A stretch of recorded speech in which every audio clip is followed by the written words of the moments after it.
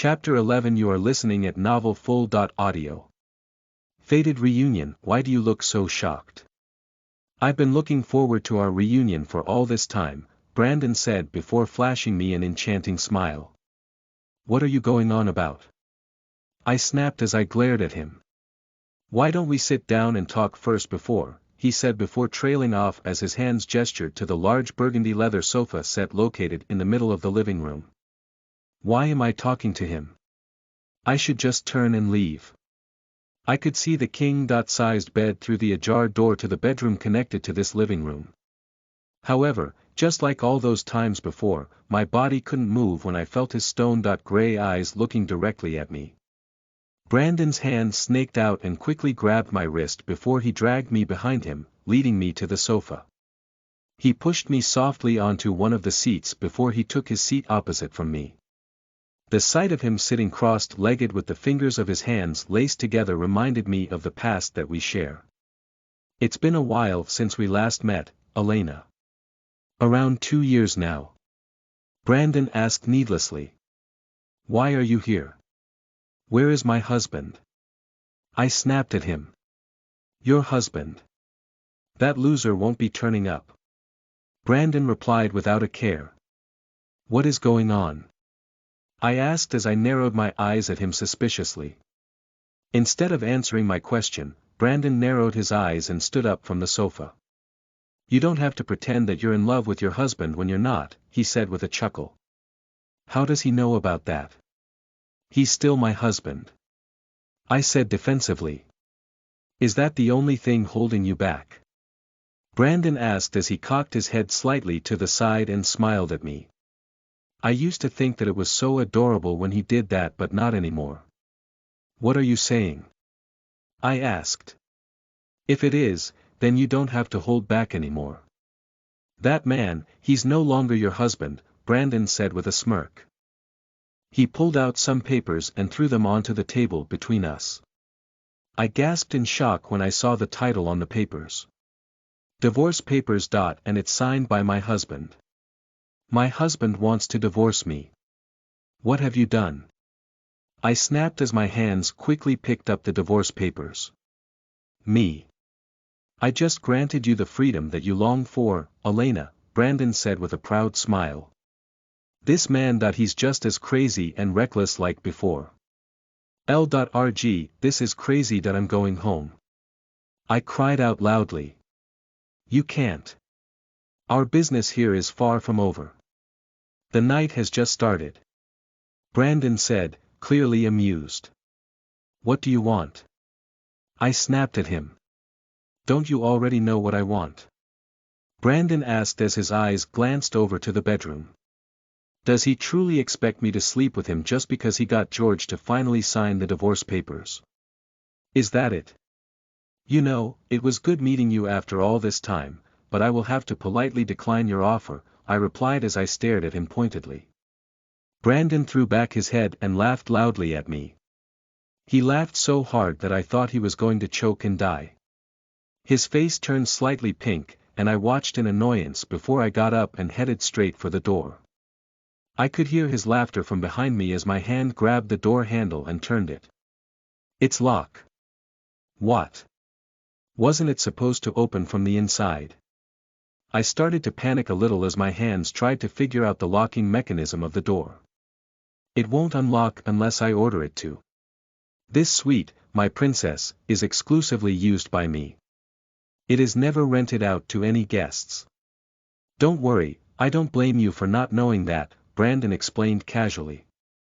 I was too busy trying to unlock the door that I didn't realize that Brandon had approached me until he had leaned his body against my back with a hand pressed flat on the door next to my face. He's too close. In case you haven't figured it out, you won't be able to leave this room until morning comes. That or until I'm satisfied with you, whichever comes first, Brandon said as his hand slid down my body and held my hand gently. What game is he playing? Why is he doing this? Why are you doing this? I asked bluntly. Clearly he didn't go through all this trouble just to sleep with me. What is he thinking? Nothing really. I'm just collecting on my end of a bet that I won, Brandon replied calmly as he slowly dragged me back to the sofa. Slowly he pushed me down onto the sofa and sat next to me. His hand was still holding mine and his touch was surprisingly gentle. "What bet?" I asked. "Oh, your husband didn't tell you." "Allow me to explain then," Brandon said as his hand started stroking up along my arm. A few hours earlier George visited Brandon's casino often along with his other clients and was pleasantly surprised to be introduced to Brandon here. The owner of the casino did not join his customers very often and it was always an attraction of sorts when Brandon decided to play. George had lost a lot of money at the casino after he'd been gambling all day and was desperately looking for a way to turn his luck around. He believed that he just needed a stroke of luck to win big to gain back all that he'd lost. That was when Brandon joined him at the poker table and offered to make a bet with him that he couldn't turn down. "Want to play?" Brandon asked casually, just like a kid would ask his playmate to play with him. "It's an honor for you to join us." "What do you want to play?" George said as he watched the younger man sitting opposite him. "What about something based on pure luck?" Brandon suggested. To be continued. Chapter 12. You are listening at NovelFull.audio. "Winning me, what do you have in mind?" George asked, clearly interested. "One card. Whoever has the highest card wins." "Simple, right?" Brandon said with a playful smile. "How much do you want to bet?" George asked. "I have too much money already so it's a little boring," Brandon said as he laughed softly. "What do you want?" George asked, sensing that Brandon already had something in mind. "Let's see. What about a night with your beautiful wife?" Brandon suggested as he rested his chin on his hands and smiled innocently. George didn't quite understand Brandon's obsession with Elena, but he was more than ready to use that to his advantage. Since they had gotten in touch to discuss Brandon's interest to invest in some of his funds, George had realized that Brandon had asked or spoken about his wife quite frequently. He knew that his wife was very attractive, so it probably wasn't unusual if Brandon had developed a liking to her. Although he had no idea if Brandon had ever met Elena in person before or not. They'd probably never met, but he must have seen her featured in the various magazines and tabloids when she attended public events like she often did. "You want Elena? I don't quite understand why you're so obsessed with her," George said, without bothering to hide his apparent surprise. "I don't either," Brandon replied with a careless shrug. "You're quite funny," George said softly. "Do we have a deal?" Brandon asked.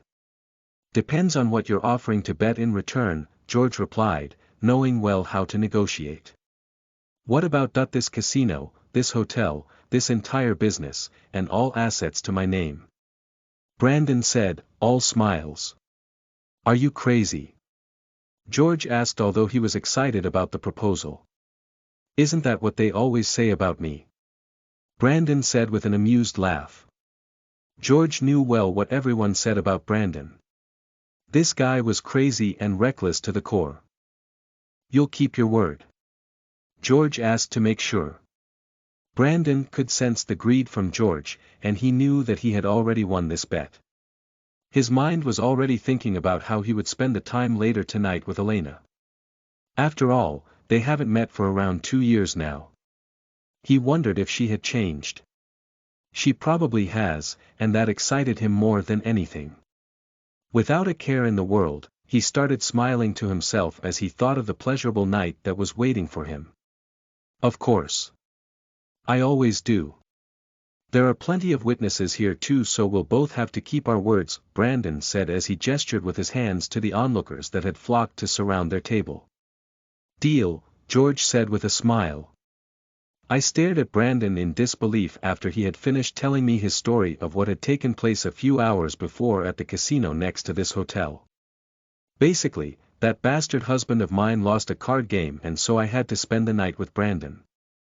"Seriously, your husband is a fool. I mean, did he honestly think that he could win against me? It's funny really. Come on, I'm Brandon. And I own this place. Brandon scoffed at the ridiculousness of it all. Aha! I mumbled, unimpressed. You should feel honored, my princess. I bet my entire fortune just for a chance to spend the night with you, Brandon said, followed by a laugh. Why are you doing this all of a sudden? I asked, genuinely confused. I wonder, he whispered close to my ear. Brandon. I whispered his name before his lips pressed firmly against mine. His arms were around me and I couldn't break away. His tongue forced my lips to part before thrusting deeply inside my mouth. I moaned softly as our tongue began a passionate dance. The kiss quickly got wetter, and I closed my eyes as I began kissing him back. He's such a good kisser, and I would be lying if I said that I didn't remember the joy of being in his arms. Brandon's hands began cupping my breasts before he started to fondle them. I whimpered softly into our kiss, and he smiled a little at my reaction. His hands began kneading my breasts firmly, squeezing them a little roughly through my dress before his hand slipped into my V-neck dress. I moaned when I felt the heat from his hand directly on the sensitive skin of my breasts. My body throbbed with desire as the place where he had touched started to burn with heat. Brandon withdrew his hand from my breasts enough to slide the thin straps of my dress off my shoulders along with the front of my dress. I felt his eyes on my naked breasts as the fabric of my dress slowly slid down to my waist to reveal my naked upper body to him. You're even more beautiful than I remember, he said. I gasped before moaning loudly as he buried his face in between my breasts. He squeezed my breast roughly with one hand before pinching my erect nipple. The jolt of pleasure running through my body was unbearably delicious, and I felt a pleasurable throbbing in my lower abdomen and in between my legs. My body felt hot, and when his hot and wet mouth engulfed my other nipple and began sucking on it, I cried out as a gush of hot wetness spurted out in between my legs to wet my panties. Brandon, ah, I moaned and called out his name softly as my body started to melt in his impassioned embrace. I ran my hands through his hair as he continued to suck hard and nibbled teasingly on my nipple. It felt so good that I couldn't stop myself from moaning wildly. Just when it felt like I would come from him stimulating my breasts, he stopped. You might as well enjoy this while we're at it, he hissed into my ear seductively before he nibbled on my ear lobe and began licking my ear. I felt his hand pulling up the skirt of my red dress as he slowly pushed me down onto the sofa. Things were moving very fast, but I couldn't deny that I wanted him to. I felt the air on my exposed thighs before the heat of his hand covered my thighs as he began stroking them seductively. His touch made my body tremble, and my pussy began clenching in anticipation. His fingers stroked their way up my inner thighs after he had parted my legs slightly. To be continued. Chapter 13. You are listening at NovelFull.audio. First round of pleasure. His gray eyes watched me, and his intense gaze only served to turn me on even more.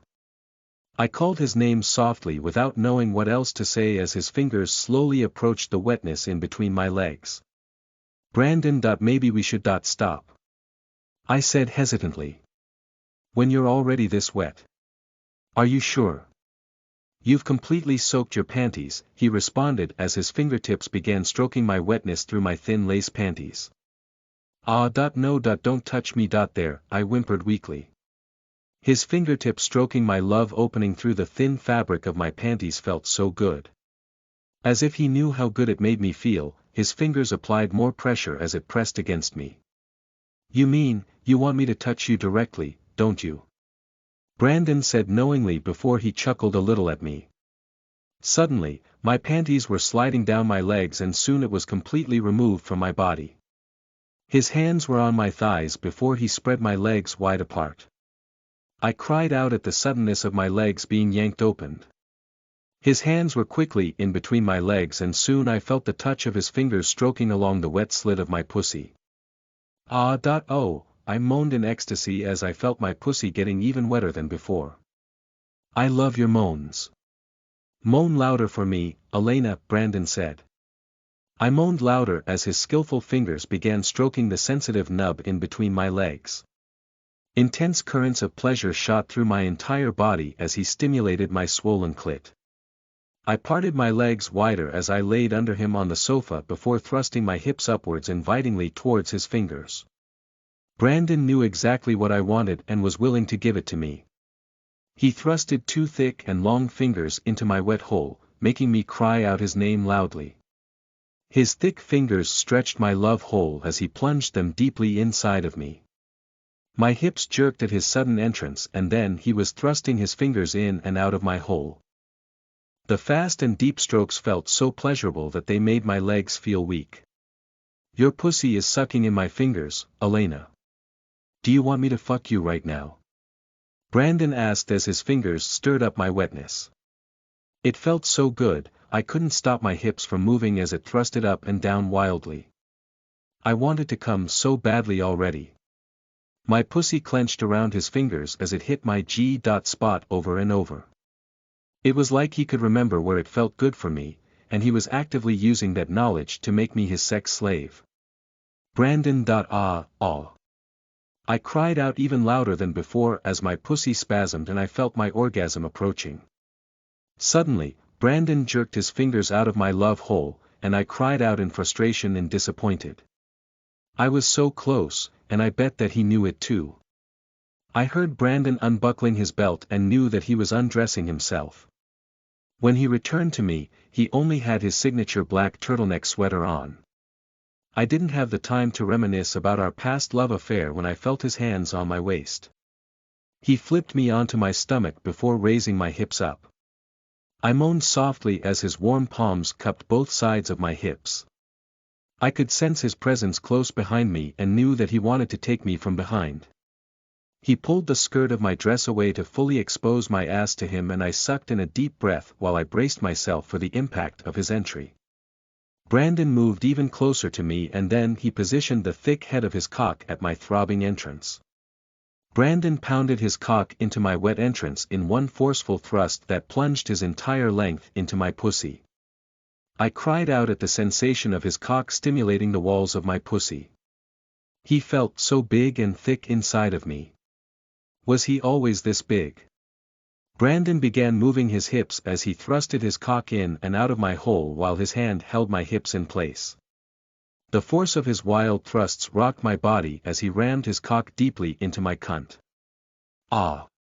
Ah! Ah! I cried out loudly each time his thick rod penetrated me. He took me harder and faster from behind until I felt like I was going to lose my mind. It felt insanely good and then it got better when he began to penetrate me from various angles. His cock stretched my insides from different angles as the thick head of his cock hit against the pleasure spots deep inside of my love hole. He rammed his cock against my womb, and I cried out his name as lust and desire took over me completely. The sound of our flesh slapping against each other echoed throughout the living room of the penthouse suite along with the wet sounds of his cock stirring up my love juices. Brandon was groaning like an animal as he mated wildly with me. His cock got hotter and bigger inside of me and I clenched my pussy walls around his shaft tightly to suck him in even deeper. It wasn't long before I felt a very intense orgasm approaching. I was about to come. Brandon must have noticed it as well because he began thrusting into me harder and faster as if he wanted to drive me towards the edge. He succeeded. I'm coming. Brandon. I cried out as my climax hit me and I flopped face first onto the sofa. Brandon continued to fuck me as he moaned louder and louder. I could tell that he was close to his release as well. It was when his cock twitched deep inside of me before it spurted endless streams of his hot seed into me that I realized that Brandon didn't even bother to wear a condom. There was nothing that I could do about it right now. My pussy clenched hard around his cock as if it were trying to milk him of every last drop of his cum as his warmth filled my womb and spread in my lower abdomen. Did it feel amazing for you too? I bet your husband never satisfied you this much, Brandon said with satisfaction as he slowly withdrew his thick shaft from my pussy. I hated to admit it, but he was right. To be continued. Chapter 14. You are listening at NovelFull.audio. 14-second round of lust. If I had thought that the night was over, I couldn't be so wrong.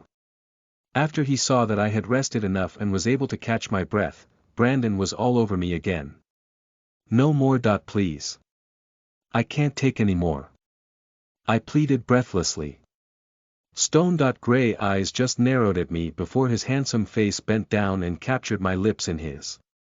The heat of his lips seeped into mine before I felt the wet tip of his tongue wedging itself in between my lips, forcing it open. I moaned softly when his wet tongue slipped between my lips into the depths of my mouth. I sighed at the pleasure of his tongue mingling with mine. His kiss quickly became more demanding as our tongues grinding against each other passionately. His arms tightened around my body as he carried me princess-styled in his arms. With long and determined strides, I knew that he was taking me to the bedroom of this luxurious presidential hotel suite. My whole body felt weak, devoid of the energy and the will to resist him anymore. How can you be this tired after doing it only once? We used to do it all night, don't you remember? Brandon said before a sadistic grin curved his beautiful lips. I felt heat rise to my face as I blushed at the memory of how it used to be between us. This man is a sex maniac with an insatiable sex drive, and I was his girlfriend for around 2 years before he dumped me so suddenly and we parted ways. Just like that. My pussy was still flooded with our love juices from the first time that he took me that night. The walls of my pussy clenched in anticipated as my mind wondered how many times he would do me tonight. My body shivered at the thought, and I wasn't sure if I was scared or if I was looking forward to it. It wasn't like I had a choice. From my experience, there was nothing that I could do to stop this man once he had started. The night was long. We reached the bedroom in no time, and he dumped me unceremoniously onto the large king-size bed. I felt the softness of the mattress against my back before he got on top of me. His large and manly hands tore at the front of my thin lace dress, tearing it to bits and stripping it off my body. Laying there underneath him in only my light pink lacy underwear, I felt extremely exposed. Don't cover yourself, let me see you, he whispered tenderly, and I felt my heart skip a beat. His hands cupped and caressed my naked breasts seductively. The heat of his hands seeped into the sensitive skin of my naked breasts as he cupped and fondled them. When he kneaded my breasts and squeezed them roughly, I cried out and whimpered at the pleasure. Brandon. Please, I whimpered. Spread your legs, Elena, wider. Brandon instructed as his hands helped spread my legs even wider. No, it's so deep. I cried out. He rammed his cock into my wet cunt so deeply that he hit my womb with his first thrust. Brandon rotated his hips against me, and his cock stirred up the wet mess inside of my love tunnel. When he began thrusting, I moaned loudly and wrapped my legs around his waist in an attempt to take him in even deeper. He began moving faster, shoving his cock rapidly in and out of my hole. The familiar smell of his skin, his perfume, the shampoo he uses. Everything about him felt comfortingly familiar and it was all turning me on. It doesn't matter what your beautiful mouth says, your body still remembers me. Brandon said before he groaned like an animal in heat. He was right, however, it wasn't just my body that remembered the pleasure of his touch, my heart also remembered the love that I once felt for this man and the excruciating pain I felt at our parting. When he left me, my heart shattered and so did my belief in myself. It was like I had lost a part of who I was and there was no way that I could get it back. Why did he dump me so suddenly back then? What did I do wrong? Did he find someone new? These questions, I never got the answers to, haunted me for years after he had completely disappeared from my life. Why is he back now? Why am I meeting him like this? My body felt like it had caught on fire as he continued to pound his member into my wet hole. His massive cock was messing me up inside and it felt like my insides had completely melted into a hot mess. My hips moved wildly to meet his thrusts halfway. Admit it, Elena, you wanted me to fuck you hard like this. Just like we used to. Brandon groaned as our hips slapped against each other. Brandon. It's so good. So good. I whimpered in between my lusty moans. Yeah. Your pussy loves my cock, Brandon said as he smiled down at me knowingly. Harder. Harder, I cried out in abandon. Brandon gave it to me fast and hard until it felt like he would never stop. My body enjoyed every moment of his cock fucking my hole until I lost myself in my own mind-shattering orgasm. I'm coming, Brandon. I cried out like a woman possessed. I knew something was off when I got that text message. Why didn't I realize it sooner? I shouldn't have come here. That night Brandon made love to me until I blacked out in between one of our heated sessions. I couldn't remember anything else after that, and when I woke up the next morning, he was already gone. I was all alone on the bed. Brandon was gone and he didn't even leave a note or anything to say goodbye. It was so very like him. I didn't know back then that our supposedly one-night stand would lead to so much more. To be continued. Chapter 15. You are listening at NovelFull.audio.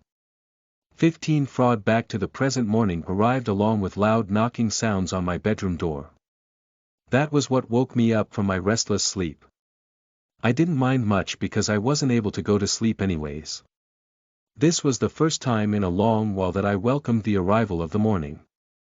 I knew right away that it was my mother on the other side of the door, and the fact that she was hammering on my door and screaming at the top of her lungs can only mean one thing. The news program beat me to it. They have probably seen, along with the other citizens of this nation, the news regarding my husband's suicide. I reached for my phone and saw that I had almost 100 missed calls from my late husband's lawyer. That didn't surprise me. I felt bad for the old man, but I had to wait for a while before returning his call.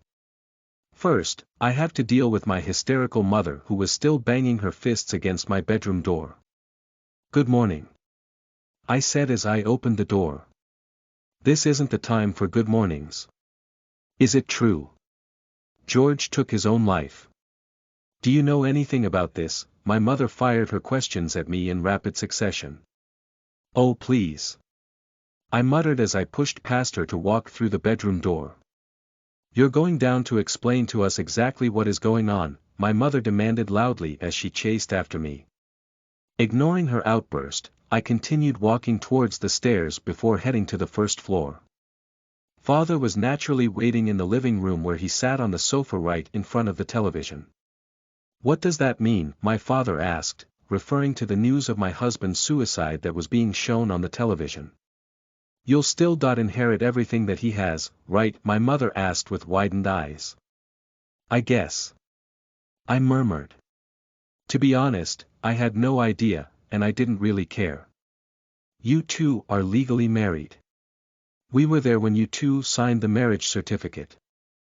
"I saw it with my own eyes," my mother said firmly. "Well, if the police thinks that I had anything to do with it then," I said before shrugging my shoulders. "Oh no, don't tell me," my mother said after gasping in shock. Great. My parents didn't even take a moment to think or hesitate before believing that I could have murdered George. What do they take me for? What do they see me as?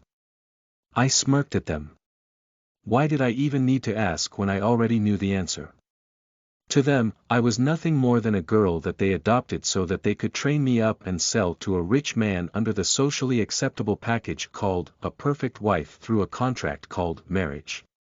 In my case, George was my purchaser. He bought me. "Have you seen this?" my father asked, his eyes glued to the screen without looking my way. "Seen what?" I asked, not quite getting it. My father pointed to the television, and I sat down in the sofa next to him to watch. I didn't think that the news reporter would have anything to say that I didn't know. George took his own life and that was that. They can try to add in chili and sauce to the story to spice things up to get more public attention, but that was normal business for them. The reasons behind Mr. George Westford's suicide are still unknown. The police are not willing to disclose the situation at the crime scene, but they did say that a suicide note, or letter was not left at the scene. Many are speculating that his suicide has something to do with the exposure of his fraud scheme in multiple of the funds that he used to run before his passing. Along with news of his suicide comes intense pressure from his clients and investors who are demanding for compensation from his fraudulent investment schemes, a news reporter reported on the screen. Fraudulent schemes. People are demanding for compensation. What is going on? Is this true? Were you aware of this? My father asked coldly. I don't know. I don't know anything.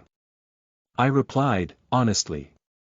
You don't know that your husband was a fraud? My mother screamed at me. No, that it can't be. I muttered in denial. It's what the news is reporting. The investors are going to sue for compensation. They want their money back. Don't you know anything about this? My mother asked in a shriek.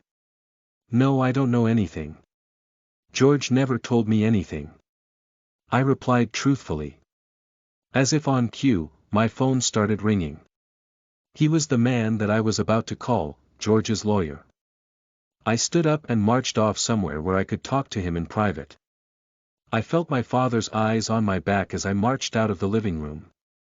Madam, I've been trying my best to reach you, the lawyer said sternly. I knew that I must have caused him trouble by not answering his calls. My mind was in too much of a mess for me to talk to anyone. I'm sorry. I was shocked, and you know that everything is just a mess. George, I said in frustration before I stopped talking. I realized that I wasn't making sense anymore. Calm down, madam. Where are you now? I will come over to see you so that we can talk about everything, the lawyer said calmly. I'm at my parents' house. You can come over, I'll be waiting for you here, I said as I tried to keep my voice steady. I'll head over there right now. I should arrive within half an hour. Please hang in there, madam, the lawyer said before hanging up. My hand clenched around my phone after the line disconnected. I shut my eyes tightly and sighed loudly. Lawrence was right, I have to hang in there. Now isn't the time for me to believe in news and gossip. I should wait to hear the truth about everything from our lawyer.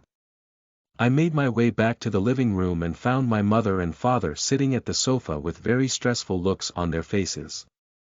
I couldn't help but notice that since I stepped foot into this house last night, no one had offered me any kind words of condolences.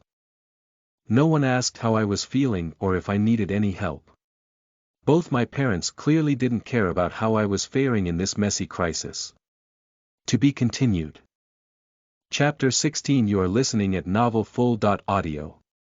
16. Dropping the bomb. Thankfully, I didn't have high expectations from them anyways, and so I wasn't really disappointed. Avoiding their gazes, I sat down on the sofa while I waited for Lawrence to arrive. So, what really happened? My mother asked. I don't know either, Mom. Our lawyer is on the way. You remember Lawrence, right? He'll be here in less than half an hour. So please, save whatever questions that you may have for him. I said emotionlessly. I felt cold and lost inside. If I could choose, I would choose to simply disintegrate and disappear from here.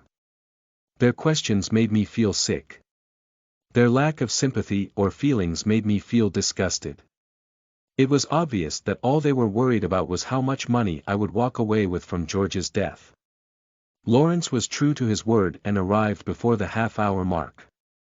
After politely reintroducing himself to my parents, he got down to business immediately. For his line of work, I knew that time was money. George paid Lawrence a lot and they've worked together for a long time. If someone knew the truth about George and his business, then it was Lawrence. Let me start out by explaining the current situation to all of you so that we are aligned.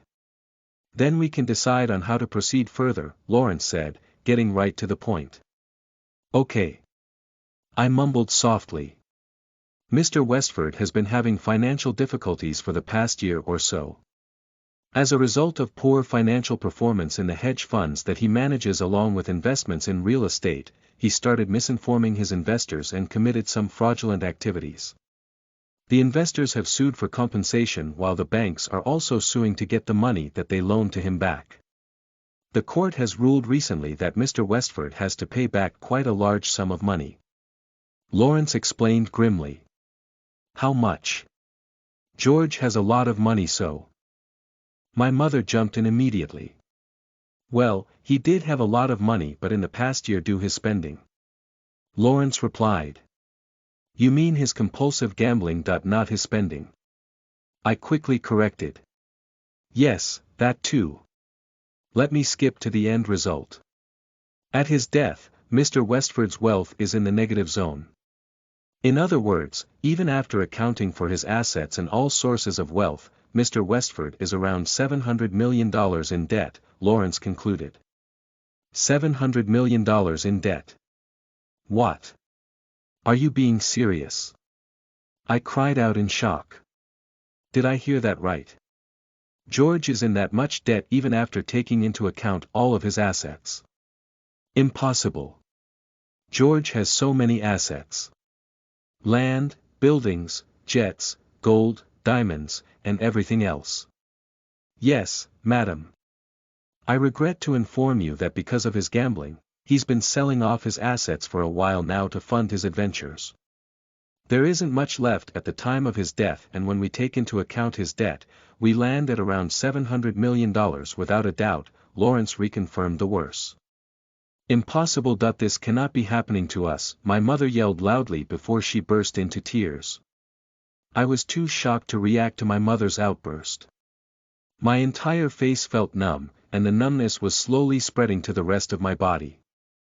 Am I about to faint? So that bastard killed himself to escape his debt? My father asked in shock. I cannot comment on that, sir, Lawrence replied professionally. What happens to the debt now that George is dead? My father asked as his eyes narrowed suspiciously at the lawyer. Good question. If George is dead, then. I regret to inform you this, but since Mr. Westford has passed away, his debt burden will be directly transferred to his living wife. Madam, that is you. Lawrence said as he looked pointedly at me. Me. I have to repay the debt in his place. That's crazy. I said in disbelief. Wait. If his assets cannot cover it, then it's too bad for the banks and investors. They just won't get their money back. It should have nothing to do with my daughter, my father countered. That would normally be the case, sir. However, in this case, it isn't purely Mr. Westford's debt, Lawrence replied readily. What do you mean? I asked, not quite following. Madam, you company signed the documents to take on the debt along with your late husband. The debt is a shared one, and now that he is gone, you are the one solely responsible for paying it back, Lawrence explained professionally and bluntly. But I didn't. I started denying, but then I had to stop mid-sentence. I think you may recall signing these documents. I don't think your signature was forged here. Lawrence said regretfully as he placed some documents onto the coffee table in between us. My heart felt like it was going to stop beating as I recalled the many times when George came back home late at night. He asked me to sign some documents for him before I went to bed. He told me that they were necessary for him to invest in something with good return. He said that because we were married, I had to sign it too. I was so sleepy, and I signed it without question and without reading any of the documents. He was my husband and I just trusted him completely. George was also smart and respectable in the investment field, and so I never suspected anything at all. So now I'm $700 million in debt? I asked, incredulously. I'm afraid so, madam. I can try to negotiate with the investors and the banks in court, but I doubt the figure is going to change much, the lawyer explained before pursing his lips tightly together. This is insane. This is not true. It can't be. You're tricking us, my mother shouted loudly as she jumped out of her seat. Calm down please, my father said sternly. My daughter was supposed to get all of her husband's money. He's filthy rich, so how can this happen? My mother wailed like a mad woman as tears rolled down her red face. To be continued. Chapter 17. You are listening at novelfull.audio.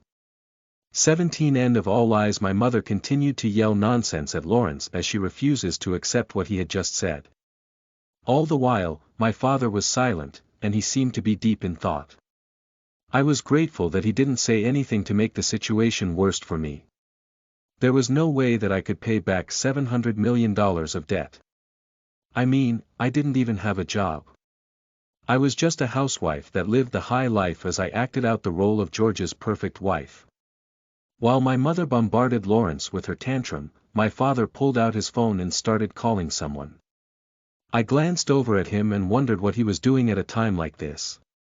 Perhaps he was calling someone that could potentially help us turn the situation around. Maybe if we can negotiate the debt down, we could pay the debt off slowly. As far as I was aware, my father's company was doing well and so he should have some money. I need your help. Yes, it's regarding my daughter. I want to disown her immediately. I would appreciate it if you could help process the documents required as soon as possible. My father spoke calmly through the phone. From what he was saying I could figure out that it was definitely his lawyer on the other end of the line. However, that wasn't the most important thing that I should be caring about right now. You're disowning me. Are you serious? I spat at him in disgust. Of course, I'm serious. You're a complete failure as a daughter. A complete disgrace to this family. My father spat at me in return. Are you doing this because of the debt? I asked breathlessly. Yes. There is no way I am getting dragged into this shit. I'm disowning you before it affects my wealth. I am not spending a single cent of my money to pay of your husband's debt, my father shouted before he slammed his phone down on the coffee table in front of him. That's right. We married you off to a wealthy man and look what happened. You couldn't even manage your own husband. You were tricked by him into signing some papers and you didn't even know. My mother turned and yelled at me. How can you say these things to me? I married that man because you told me to. You chose him for me. I did everything that you wanted. I cried out in my anger and frustration. This was complete madness. How dare they blame it all on me? When things were going well, they gladly took George's money and sold me off. Now that things were not going the way that they wanted, they're readily abandoning me. I should have known that something like this was going to happen. This is all my fault for believing that they ever considered me as their daughter. Get out. You're no longer our daughter. My lawyer will send you the documents when it's done. Just sign it then. Now, just get out, my father shouted as he pointed his finger at the door. This is so shameful. How am I going to explain this to my friends? This is insane. Such an embarrassment, my mother complained as she placed the back of her hand on her forehead before sinking back onto the sofa. Madam. Lawrence called me softly. Wordlessly, I returned to my bedroom where I grabbed my handbag before I marched back downstairs and out of the house without looking back. This life of playing their perfect daughter is now officially over. Without a place to go, I returned to the penthouse that I used to share with my husband. It was hard to believe that just a few days ago, we were living there together. Although our relationship was far from normal and far from peaceful, I had gotten used to it. I wondered if the cops are done with the penthouse. Honestly, I just wanted to grab something such as my clothes, bags, makeup and stuff.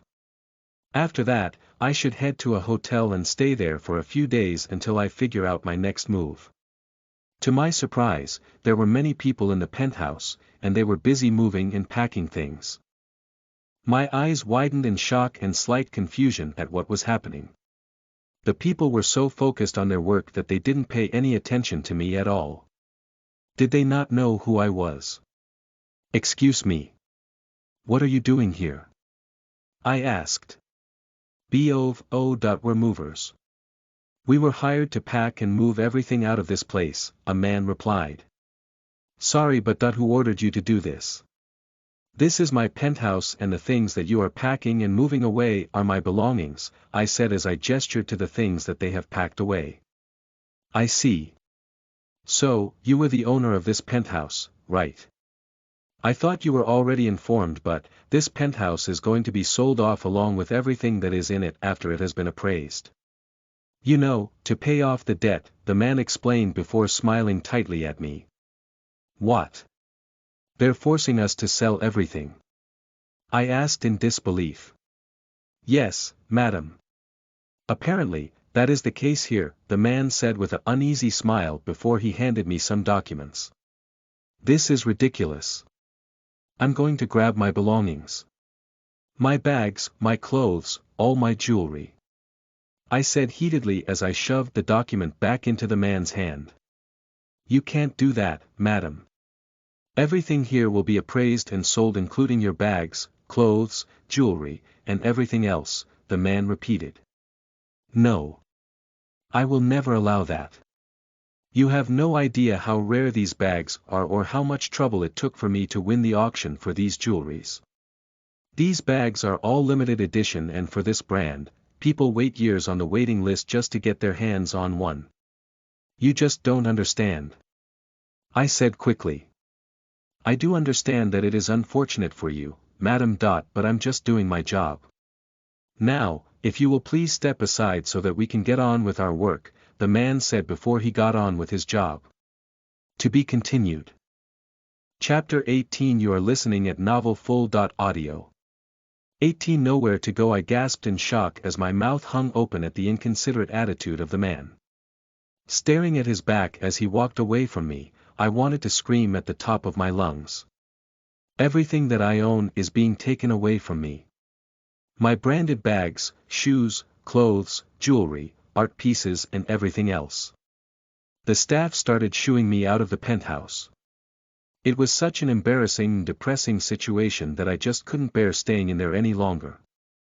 Without getting my hands on anything, I called my driver so that he could drive me to a hotel.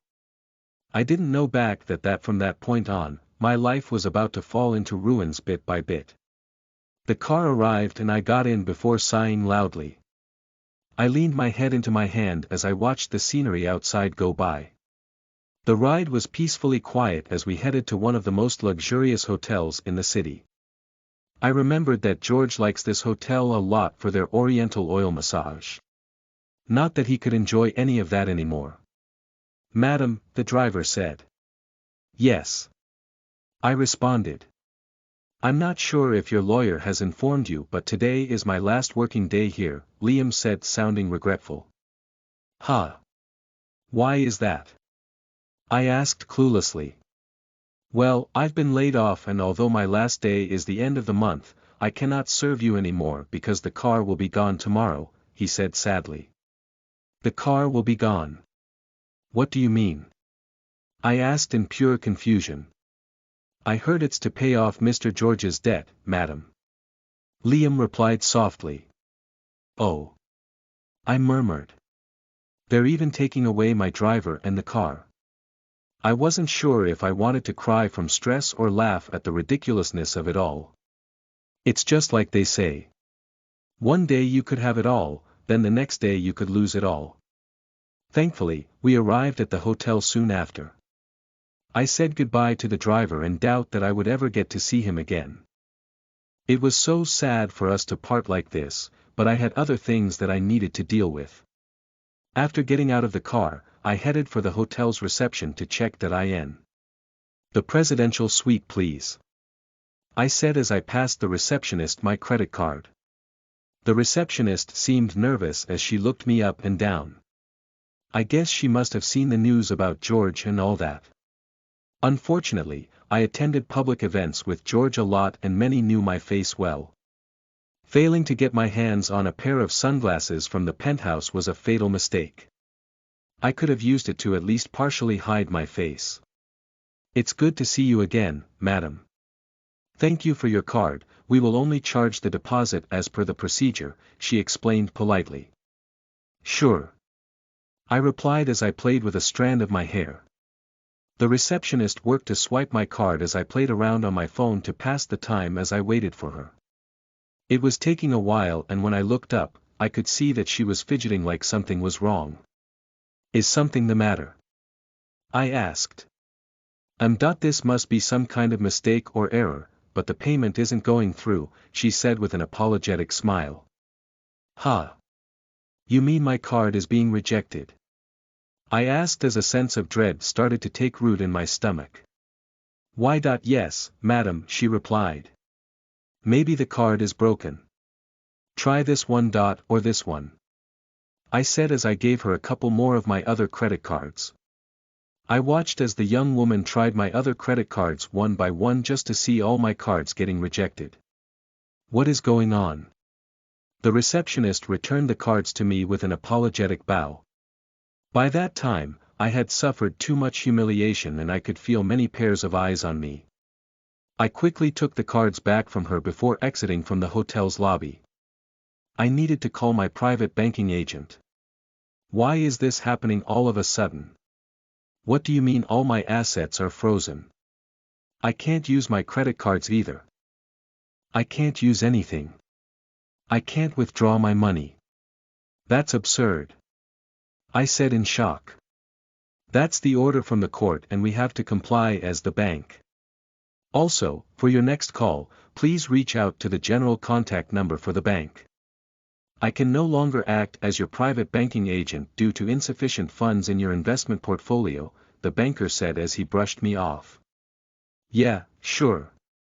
Just do whatever. I snapped before hanging up.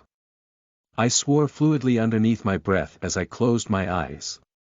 Staring up at the sky, I realized for the first time since this whole thing started that I probably didn't have anything left to my name apart from the clothes, shoes, and underwear that I had on. Oh, and my luxury brand handbag and whatever was in it. I opened my handbag and saw that I didn't have a lot of cash left. This is probably enough for 1 or 2 taxi rides. Honestly, I never thought that I would reach a point in my life where I had to worry about not having enough money to get by. I don't even have a place to stay for the night and barely enough money for taxi rides and a few meals. Walking away from the hotel, I walked along the sidewalk until I found a bench. I pulled out my phone and sat down while my fingers scrolled through my contacts. Now's the time to find out who's your real friend. Most of the contacts that I had I wrote them off as fakers. All there for the sake of building business relationships and maintaining public appearances for George and his job. Now that he was gone and I was on the verge of bankruptcy, these people probably wouldn't answer my calls even if I called them. To be continued. Chapter 19. You are listening at novelfull.audio. 19. A real friend. My eye rested on the name of a friend from my days in university. We had known each other since the first day of university and had gotten immediately close. He, or she as he would prefer to be referred to, was against the idea of me marrying so early in life and we lost touch since I married George. It's so ironic that the failure of my marriage is the reason why I'm going to give him a call now. Hi Dad, it's me. I know that it's been a very long while but... I said timidly through the phone. Oh girl. I thought you would never call. I was going to call you, but I didn't know how things were on your end. Anyways, I'm so happy that you called, the voice replied. Thank you. Honestly. I said before my voice broke and I started crying. Where are you? I'll head there right now to pick you up, okay? Justin said comfortingly. Yeah. Okay, I mumbled through my sobs. Hang in there, girl. I'm here for you, okay? Just hang in there. Justin said. Okay. I whispered softly before hanging up. My throat and chest felt tight as I tried my best to hold in my tears. I sniffed repeatedly before wiping some tears away from my eyes with the back of my hands.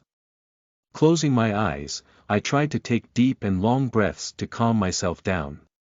I need to be strong. I need to be strong. A bright red sedan pulled up right in front of me. Looking up, I saw the friend that I had been waiting for. It felt like I had fallen down a wet and slippery well and no matter how hard I tried I couldn't climb up. While staring at the light coming in from the opening of the well, the silhouette of my dear friend appeared along with the hope that I could be saved. You look like a mess, my angel, Justin said as he shook his head from side to side. I just fell out of heaven.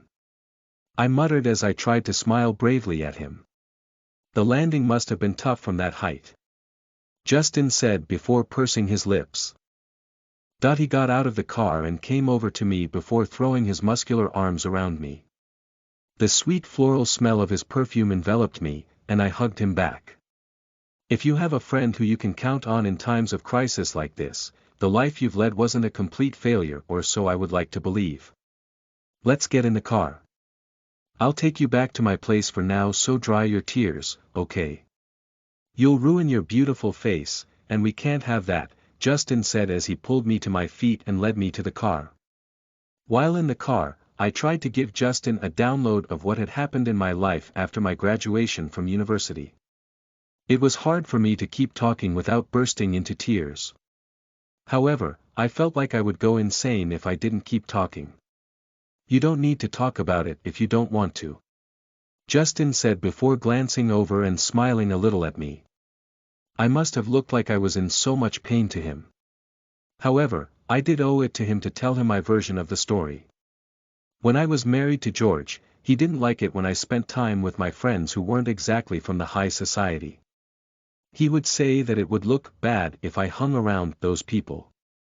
As a result, I didn't meet up with Justin and my other friends as often, but we did keep in touch.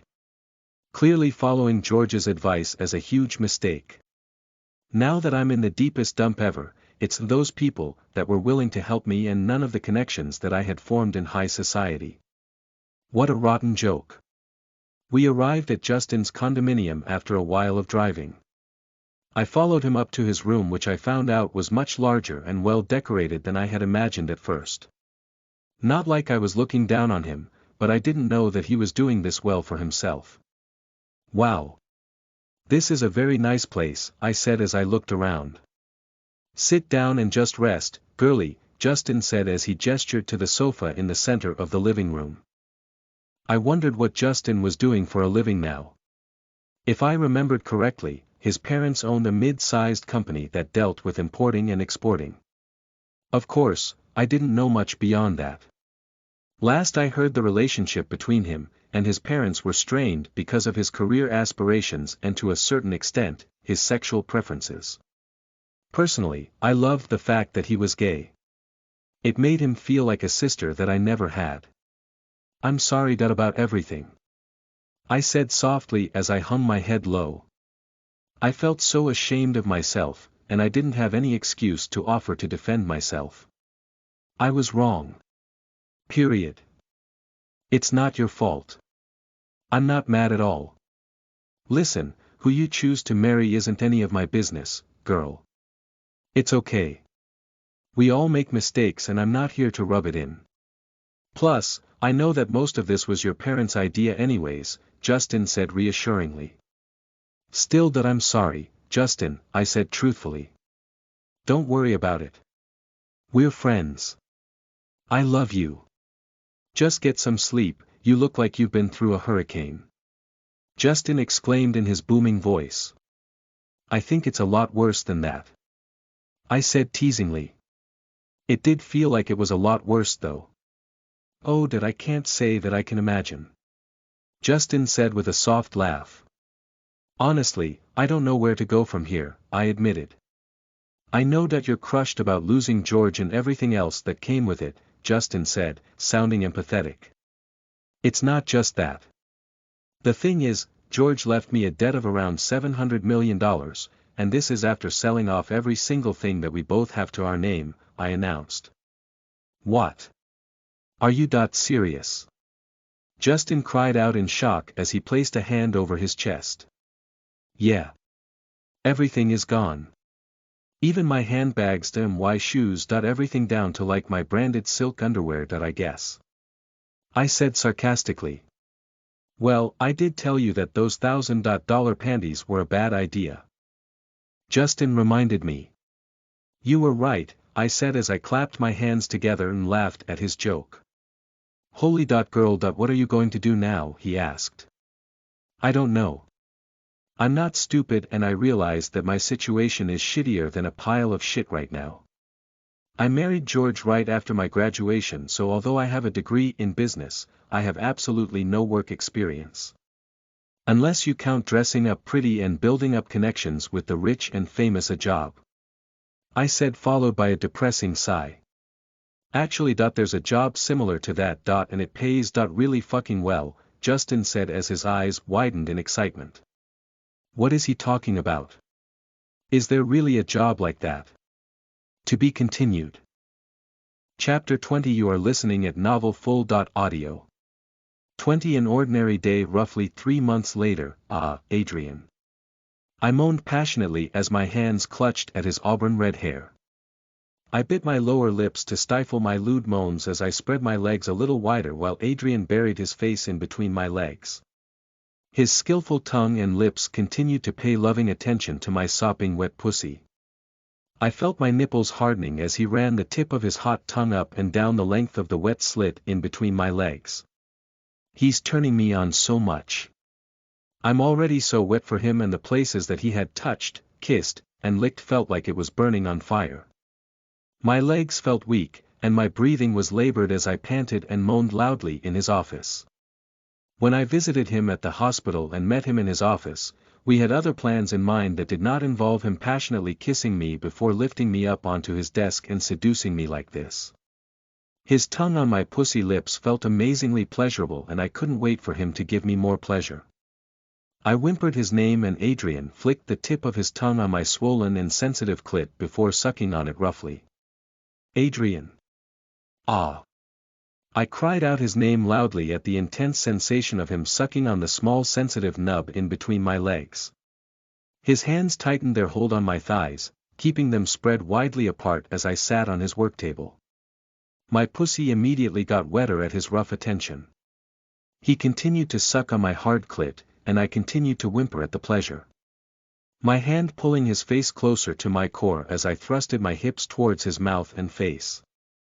Adrian. If we continue. We're going to be late. I said breathlessly. My mind felt hazy with heat and desire, and it took all the sanity that I had left to remind him of our original purpose of meeting today. That's right, we're supposed to take his daughter to her friend's birthday party. I'm supposed to meet with him here first before we picked her up from his house to take her to the party at her friend's house. Judging from how wet you are, this shouldn't take much longer. Adrian said from in between my legs as he paused his licking and sucking. Ah. Not. Inside, I moaned lustfully, although it was a little embarrassing. Adrian had thrusted his tongue into my pussy hole. The texture of his tongue grinding against my pussy walls felt addictively pleasurable. I covered my mouth with the back of my hand as I closed my eyes and enjoyed the sensation of his tongue thrusting in and out of my pussy hole as he tongue. Fuck my cunt. He's too good at this that it was unfair. I couldn't control my body any longer, and my hips began moving wildly, thrusting up and down as my pussy worked to suck his tongue deeper into my love hole. Adrian gripped the sides of my hips in his strong and large hands while his mouth sucked on my pussy. Then his tongue wriggled relentlessly inside of me. If he doesn't stop, I'm going to reach my climax very soon. The pleasurable ache in between my legs and lower abdomen was starting to become unbearable. Adrian thrusted his tongue skillfully against my pleasure spots, and I clutched at his hair while I lifted my hips, pushing my wet pussy towards his mouth. I'm about to come already. I'm coming.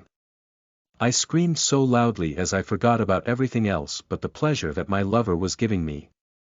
My mind went blank as my orgasm consumed me. I forgot about everything. Where we were and what we were supposed to be doing. I screamed so loudly just now. Did someone hear me? I felt his tongue sliding slowly out of my love tunnel as I began to recover from my intense orgasm. I leaned back on his table, using my arms to support myself so that I could remain in a sitting position. That climax felt so crazily wild, and it left my legs feeling weak. I was still trying to catch my breath when I felt Adrian's eyes on my face as he watched my reactions intently from where he was crouching down below in between my spread legs. You came so much into my mouth. Adrian said, sounding very satisfied. That comment and the way his green eyes twinkled with mischief made me feel slightly shy, and I felt blood rush to my cheeks a little as I started blushing. He was right, he made me come so much into his mouth. As always, he tasted and ate it all up. I watched as Adrian seductively licked his wet lips as he enjoyed my taste. Don't say things like that. I whispered shyly as I looked away from him in embarrassment. You always taste so sweet. Adrian said as he got up. I felt his fingers on my chin as he held my chin in between his fingertips and turned my head to face him once more. His lips were on mine before I could say anything to him.